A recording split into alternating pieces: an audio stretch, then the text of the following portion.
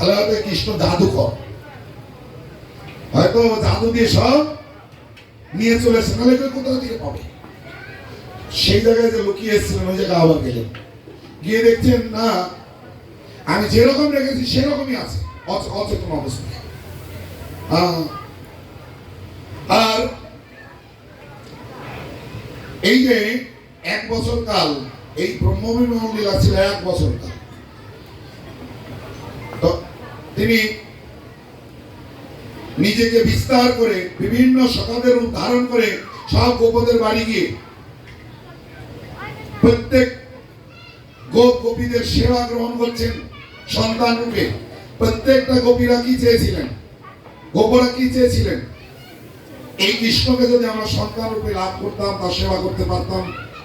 তাদের সেবা তাদের সন্তান রূপে গিয়ে কৃষ্ণ গ্রহণ করছে। তাই আচার্য যখন ব্যাখ্যা করলেন,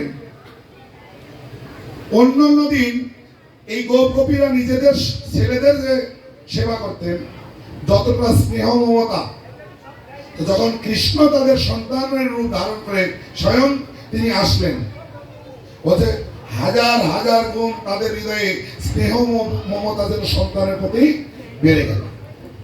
আর এই গোবৎসরা কারা?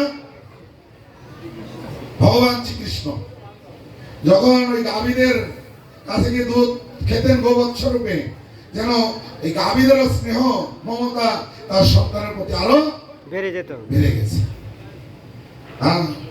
আর এই 1 বৎসর কালের মধ্যে নারদ মুনি বৃন্দাবনে এসে একটা ঘোষণা করে দিলেন কি, এই 1 বৎসরের মধ্যে যাদের সন্তান, যাদের কন্যা, যাদের ছেলে পুত্র বিবাহ হবে, এদের মতো সৌভাগ্যবান সৌভাগ্যবতী আর কেউ হবে না, এটা ঘোষণা করে দিলেন নারদ মুনি।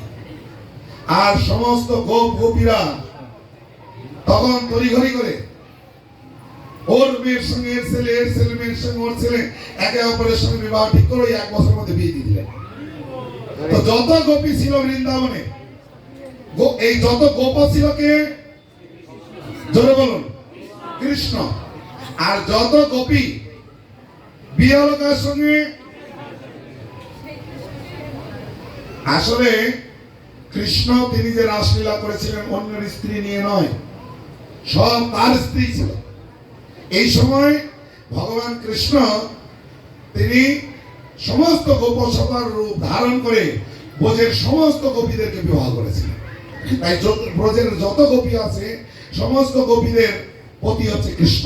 তারা কি বাসনা করতেন? কৃষ্ণকে দেখলেই তাকে পতিরূপে যদি আমরা লাভ করতে পারতাম, কৃষ্ণ তাদের বাসনা অনুসারে সেই ব্যবস্থা তিনি করলেন। এইভাবে আমরা দেখতে পাই এক বহু নাম বিদধাতু কামান, তিনি এক হয় বহু, আর প্রত্যেকের মনোবাসনা তিনি পূর্ণ করছেন। এইভাবে ভগবান তিনি এই ব্রহ্মবিমোহন লীলাতে পুলিন ভজন কালে তিনি এই লীলা করে এই বৃন্দাবনবাসীদেরকে কৃপা প্রদান করেছিলেন। তা আমরাও এই পুলিন ভজনে সেই ভগবান কৃষ্ণের লীলা আমরা স্মরণ করলাম। কেননা ভগবত ভক্তির বিধি কি মনে আছে? বিধি কি? সর্বদা কৃষ্ণকে স্মরণ রাখা। আর নিষেধ কি? কখনো কৃষ্ণকে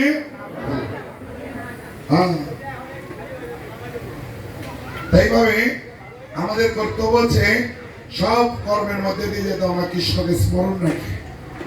আমরা কৃষ্ণের প্রতি যাতে আমরা শুদ্ধ ভক্তি লাভ করে আমাদের মনুষ্য জীবনকে সার্থক করতে পারি। হরে কৃষ্ণ।